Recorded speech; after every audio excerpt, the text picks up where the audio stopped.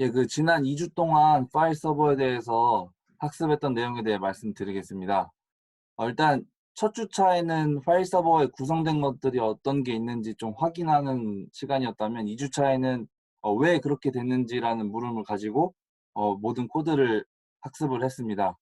그래서 지난 1주차 발표와는 약간 다른 데 중점을 두고 그 스텝을 분석한 사항들은 좀 간략하게 설명을 드리고, 그 분석간에 제가 추측했던 것들이나 혹은 궁금했던 것들에 대한 해결한 사항들을 주로 말씀을 드리겠습니다. 그리고 이후에는 util 분석을 하고, 그 이후에 이제 제가 지난주에 의문으로 남겨뒀던 두 가지 안이 있었는데, 거기에 하나 더 추가해서 만약에 제가 코드를 개선을 한다면 이렇게 하겠다라는 것에 대한 것을 말씀드리면서 발표를 마무리하도록 하겠습니다. 일단 파일 서버 핵심 키워드는 빨간색으로 쳐진 저 네 가지 키워드였습니다. 그래서 저 네 가지 키워드를 바탕으로 파생되는 그런 개념들을 학습을 했고, 지금 파란색으로 체크된 부분들이 제가 이번 파일 서버를 통해서 한 번이라도 학습을 했던 그런 키워드가 되겠습니다. 이 네 가지 키워드를 바탕으로 스텝에 분석한 것을 말씀드리겠습니다.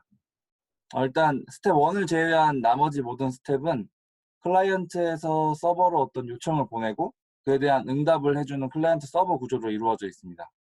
그리고 모든 스텝이 그 클라이언트에서 이루어지는 로직이 모두 동일했습니다. 그래서 서버로 보내는 그 리퀘스트의 형태는 모두 동일한 형태를 보였고, 이제 스텝별로 차이점이 나는 거는 서버에서 그 요청을 어떻게 처리하느냐, 그게 차이점을 보였습니다. 먼저 클라이언트 부분부터 좀 알아보면, 일단 클라이언트에서 이루어지는 크게 세 가지 작업 로직은, 일단 첫 번째 작업은 그 파일 1000개를 생성하고 다시 삭제하는 것입니다. 그리고 두 번째는 그 파일 생성과 삭제에 대한 리퀘스트 메시지를 서버로 보내고 거기에 대한 리스폰스 메시지를 수신하는 것이고, 그리고 세 번째는 이 두 번째 작업에 대한 소요 시간을 콘솔로 출력하는 것입니다. 이 로직을 5개, 10개, 그리고 25개까지 이런 멀티 스레드 단위로 순차적으로 실행하는 것이 클라이언트의 로직입니다. 그래서 이 시퀀스 다이어그램을 보시면 실질적으로 서버와의 소켓 통신이 이루어지는 부분은 이 커넥트 메소드가 이루어지는 부분입니다. 다음은 서버에 대해서 좀 공통적인 사항을 말씀드리면, 서버는 일단 서버 소켓을 통해서 accept 메소드로 클라이언트의 요청을 리스닝하고 있다가 요청이 들어오면 소켓을 생성하고 그 소켓의 스트림을 이용해서 이 메시지를 주고받습니다. 이때 그 클라이언트로부터 온 메시지를 적절한 응답 메시지로 처리하는 과정은 이 이벤트 라우터 클래스의 라우트 메소드에서 공통적으로 처리를 하겠습니다. 그리고 앞서 말씀드린 것처럼 클라이언트로부터 이제 멀티 스레드 여러 스레드가 요청이 들어오는데, 이 스레드별로 실제로 소켓 통신은 총 2000번이 일어나겠고, 뭐 누적해서 총 본다면 15만 번의 요청을 처리하는 방식이겠습니다. 이제 스텝별로 세부사항 좀 주요한 것만, 저번 주에 중복이 되는 만큼 좀 주요한 것만 말씀드리면, 일단 스텝 2 같은 경우에는 싱글 스레드 방식으로 클라이언트 요청을 처리했습니다. 그래서 한 번에 하나의 일밖에 처리하지 못하기 때문에 이 프로세스 소요 시간을 보면 그 스레드 개수에 비례해서 거의 증가하는 것을 알 수 있습니다. 이 밑에 보이는 시퀀스 다이어그램을 봐도 이 라우트 메소드에 의해서 그 클라이언트의 요청을 처리하는 이 작업이 순차적으로 처리되는 것을 알 수 있습니다. 음, 스텝 3 같은 경우에는 이 스텝 2와 다르게 멀티 스레드 방식으로 동작을 하는데, 이때 구현된 것은 픽스드 스레드 풀입니다. 근데 이거는 뭐 직접 구현한 건 아니고 자바에서 기본으로 제공하는 엑시큐터스 클래스를 통해서 그 스레드 풀 엑시큐터라는 타입의 객체를 만들어서 그것을 이용해서 사용한 것입니다. 이 내부적으로는 멀티 스레드와 그리고 블락킹 큐, 작업 큐를 내부적으로 동작하는데, 이것은 뒤에서 좀 더 자세하게 말씀드리겠습니다. 그래서 이제 이벤트 라우터 객체를 저희가 러너블 타입으로 구현이 되어 있는데, 이 러너블 타입의 객체를 엑시큐트 메서드의 파라미터로 넘기면서 그게 스레드로 처리가 될 수 있도록 하는 구조를 가지고 있습니다.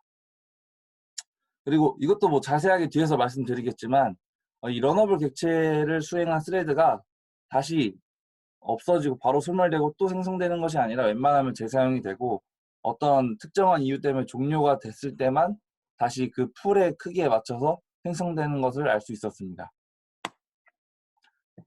스텝 4와 5의 경우는 큰 차이점이 없어서 한 번에 말씀드리면 일단 Q를 생성해서 유지를 하고 있고 이 먼저 10개의 스레드를 생성해 놓고 그 10개 스레드로 이 Q의 작업이 들어오는지 리스닝을 하는 상태로 그 Q의 작업이 들어오면 그 10개 스레드 중 하나가 그것을 처리하는 방식이겠습니다.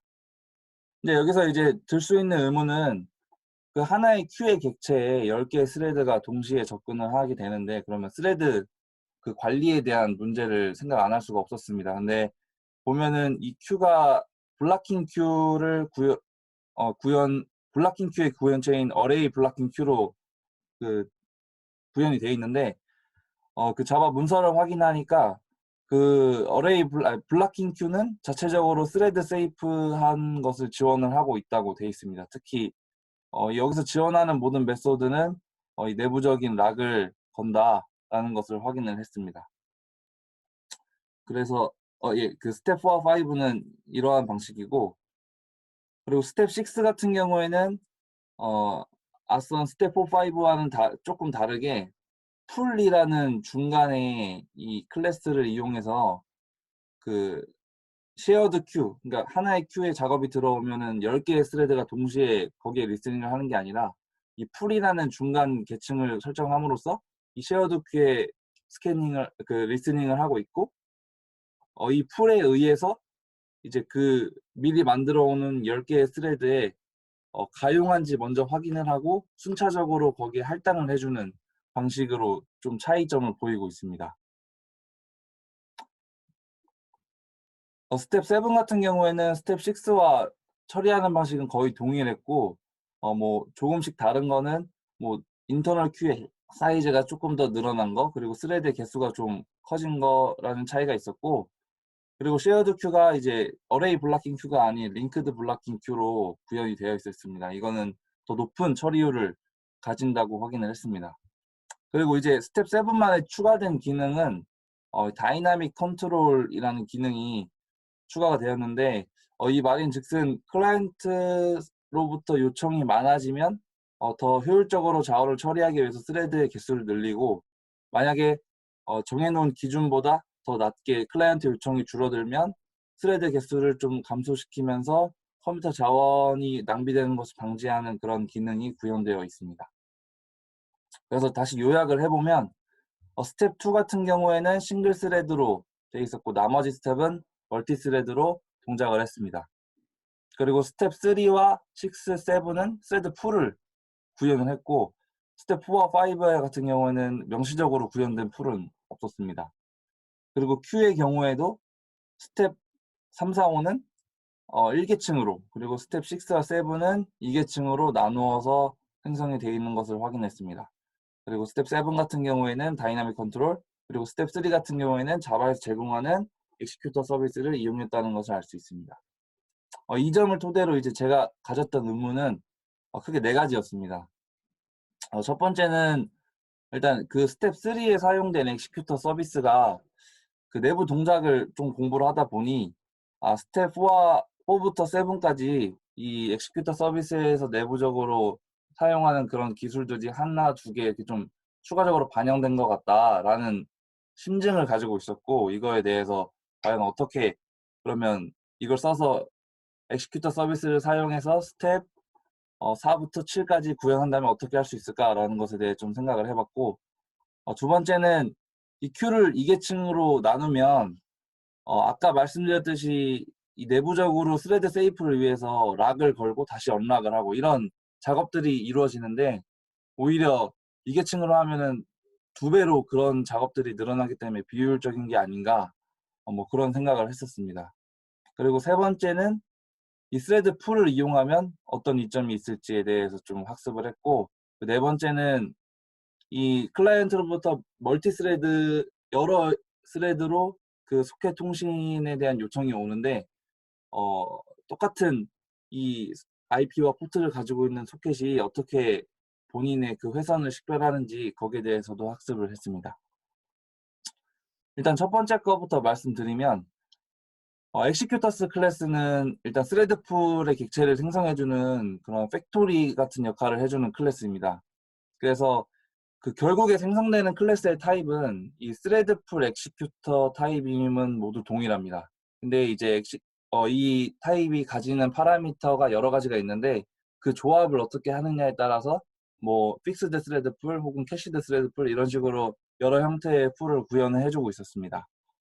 그래서 이제 대표적인 파라미터만 보면 코어 풀 사이즈와 맥시멈 풀 사이즈는 전자는 풀에 유지되어야 할 그 스레드의 개수를 얘기하고 그 맥시멈 풀 사이즈는 최대로 생성할 수 있는 그 스레드의 개수를 의미를 합니다. 그리고 keep alive time이라는 파라미터는 만약에 이 코어 풀 사이즈보다 더 많은 스레드가 생성이 됐을 때 그 초과된 스레드에 대해서 만약에 아이들 상태, 즉 사용되지 않고 있는 상태라면 과연 얼마의 시간 동안 이 스레드를 유지할 것인가라는 것을 의미합니다.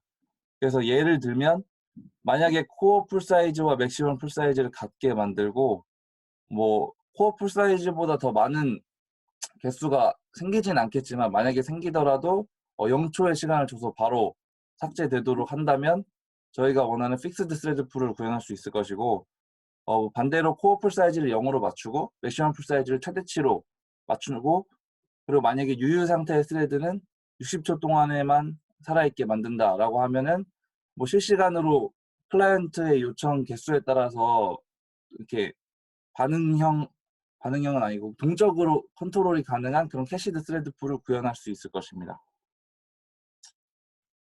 이 스레드 풀 엑시큐터가 내부적으로 좀 동작하는 걸 보니 일단 그 앞서 말씀드린 그런 파라미터로 객체가 생성이 되면 그때 제가 그 전에 그 막연히 생각했을 때는 그 객체가 생성이 될 때 스레드가 다 미리 생성이 되는 거라고 생각을 했었습니다. 근데 실제로 그러진 않았고 그 엑시큐트 메소드에 의해서 그 작업이 이루어질 때 실질적으로 스레드가 생성되거나 뭐 유지되는 그런 작업이 이루어졌습니다.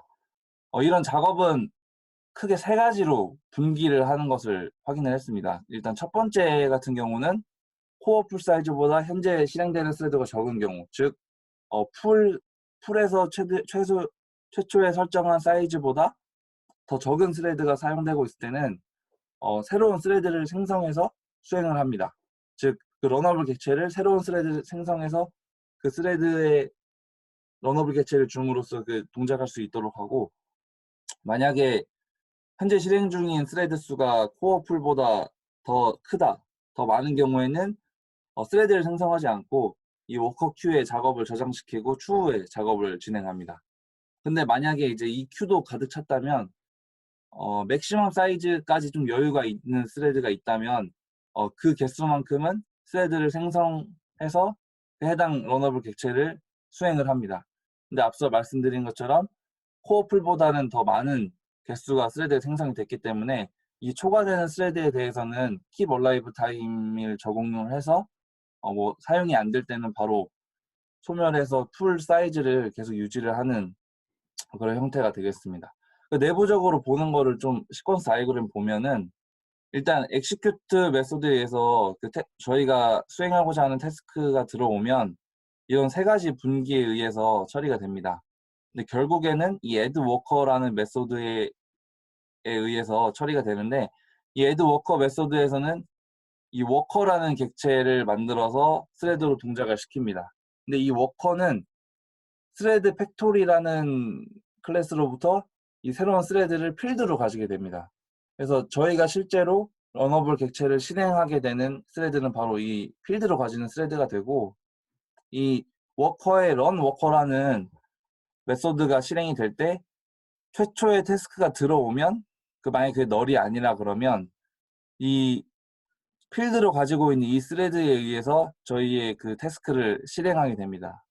실행하고 나서 만약에 다시 이 while문을 계속 돌게 되는데 태스크는 널이 될 것입니다. 저희가 맨 처음에 들어온 first 태스크는 널이 되고 그런 경우에는 이 get task라는 메소드를 동작을 시켜서 저희가 이제 코어 풀 사이즈보다 넘쳤을 때 저장해놨던 이 워커 큐에 있는 태스크를 하나씩 가져와서 처리하는 방식이 되겠습니다. 그러면 이제 이 스레드풀 엑시큐터를 스텝 4부터 7까지 적용을 한다면 어떻게 적용할 수 있을까? 그래서 이제 뭐 완전히 똑같진 않지만 만약에 적용한다면 이렇게 적용할 수 있을 것이라고 판단했습니다. 그 스텝 4, 5 그리고 6까지는 거의 동일하게 구현이 될 것으로 생각을 했고, 스텝 7 같은 경우에는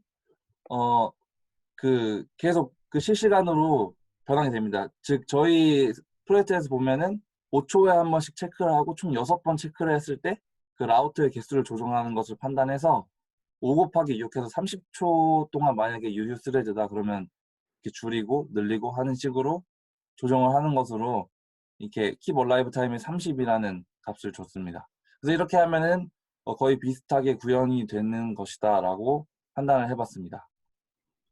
그리고 이제 두 번째 궁금증이었던 큐를 두 개 층으로 나눴을 때에 대한 문제인데, 제가 오버헤드가 더 많을 거라고 판단했던 게, 만약에 태스크가 들어와서 그냥 1계층으로 돼 있다면 바로 이렇게 시작이 될 텐데, 2계층으로 나누면은 이 인터널 큐에도 같이 또 들어갔다 나와야 하는 소요가 있어서 오버헤드가 2배가 발생할 거다라고 판단하고 테스트를 해봤는데 되게 유의미한 차이는 아니었습니다. 되게 미세하게만 그 초로 쟀을 때 차이가 났었고, 그러면 이제 왜 이렇게 하면 이렇게 2계층으로 나누면은 어떤 이점이 있을까를 좀 생각을 해보니, 일단 첫 번째는 이 중간에 풀이라는 클래스로 저희가 구현했던 어떤 스케줄러 같은 그런 역할을 시킬 수가 있을 거다라는 생각을 했습니다. 그래서 예를 들면은 뭐 A라는 타입의 작업은 뭐 이 A라는 큐에서 시키도록 개발자가 의도적으로 그런 스레드의 흐름을 좀 나눌 수 있지 않을까, 그런 것을 반영하기 용이할 것이다 라고 생각을 했고, 그리고 이제 두 번째 이점은 이 쉐어드 큐에 만약에 100개의 워커가 있다 그러면 100개의 스레드가 계속 경합을 하게 되는 상황이 있는데, 이걸 스케줄러로서 먼저 1차 거르고 나면 각자의 큐만 워커들이 그 대기를 하게 된다면 이런 스레드 간의 경합이 좀 줄어서 좀 더 안정적일 것이다라는 생각을 했습니다. 그리고 이제 세 번째 과제인 스레드 풀인데, 이것은 가장 주요한 목적은 스레드가 무한으로 생성되는 것을 막아서 좀 무분별한 자원의 할당을 좀 방지한다는 것입니다. 그래서 실제로 막 제가 테스트 해봤을 때는 저런 아웃 오브 메모리 에러도 막 발생하는 경우도 있었고, 이 JVM의 그런 메모리들이 좀 초과되는 경우가 있는데 그 부분을 방지를 할 수가 있고, 아까 말씀드렸듯이 스레드가 최초의 코어풀 사이즈보다 작을 때 최초에만 생성이 되고 그 다음부터는 계속 재사용되기 때문에 그 스레드 생성에 대한 오버헤드가 좀 감소한다고 확인을 했습니다. 그리고 제가 막연하게 생각했을 때 원래는 스레드 풀에서 어떤 스레드에 대한 스케줄링을 할 것이다 라는 어린 짐작을 했었는데, 실제 코드를 봐도 그 스레드의 우선순위도 다 똑같이 노멀이란 상수로 다 주는 것을 확인했었고, 어떤 스케줄링 하는 것은 못 봤습니다. 근데 그래서 학습을 더 해보니 JVM에서 내부적으로 그런 스케줄링을 수행한다는 것을 확인했습니다. 근데 다만 앞선 2계층 큐에서도 말씀드렸듯이 스레드풀에서 어떤 의도적으로 이런 작업은 A타입의 작업은 이런 스레드에서 작업이 되게 하고 이런 식으로 좀 의도를 반영할 수는 있겠다라는 생각을 했습니다. 그리고 이제 마지막으로는 소켓에 대해서 제가 이 소켓을 어떻게 식별할까라고 의문을 가졌던 부분이 클라이언트에서 소켓을 만들 때 동일한 서버의 IP와 동일한 서버 포트로만 만드는데 어떻게 식별하는가, 그 부분이 궁금했습니다. 근데 보니까 소켓 통신은 기본적으로 TCP 방식으로 통신을 하는데 이 TCP 회선의 식별자는 이 서버의 IP와 포트 그리고 클라이언트의 IP와 포트 이 4개의 쌍을 이루는 것으로 식별을 한다고 확인했습니다. 그래서 지금 보니까 저희는 서버 IP, 서버 포트 그리고 클라이언트 IP는 같은데 이 클라이언트 포트가 내부적으로 그 동적 포트 영역에 있는 포트들이 할당이 돼서 각자 다른 소켓으로 식별을 한다는 것을 확인을 했습니다. 이제 유틸에 대한 분석인데 좀 시간이 좀 지나서 간략하게만 말씀드리겠습니다. 여기서 255와 엔드 연산을 했던 것이 주요 차관점이었는데 이 바이트가 1바이트, 즉 8비트로 이루어져 있는데 표현 범위가 이 맨 왼쪽 비트는 부호 비트이기 때문에 이런 제한적인 범위를 갖습니다. 그래서 만약에 128부터 255 사이의 어떤 숫자, 예를 들면 130이라는 숫자를 바이트로 바꿨다가 다시 인트로 바꾸면 음수로 변환되는 이 현상이 있는데, 이것을 좀 무마하고자 마이너스 1을 곱하는 그런 역할을 수행하는 것이었고, 그 파일 유틸은 파일에 대한 실질적인 I/O 작업을 수행했습니다. 즉, 이 애플리케이션으로부터 자바 객체 형태, 즉 스트링, 파일, 뭐 캐릭터 배열 같은 형태의 데이터를 실제로 바이너리로 I/O를 통해서 시스템에 저장하거나 혹은 읽어오거나 하는 역할을 해주는 유틸이었습니다. 그리고 리퀘스트 리스폰스 메시지 같은 경우에는 그 클라이언트 서버 간의 요청 응답에 대한 메시지의 정보를 담은 객체인데, 제가 지난주에는 이게 완전 프로토콜 같다라고 말씀을 드렸었는데 좀 더 자세히 생각을 해보니 이건 그냥 단순한 DTO라고 보는 게 더 적절할 것이다라고 다시 판단을 했습니다. 소켓 워커 같은 경우가 오히려 더 프로토콜에 가깝다라고 판단을 다시 했습니다. 여기서 보면은 앞서 말씀드린 것처럼 TCP 통신을 하게 되는데, TCP는 기본적으로 스트림을 이용해서 통신하기 때문에 이 데이터의 처음과 끝을 이렇게 명시적으로 구분을 해놓지 않습니다. 그렇기 때문에 어떤 클라이언트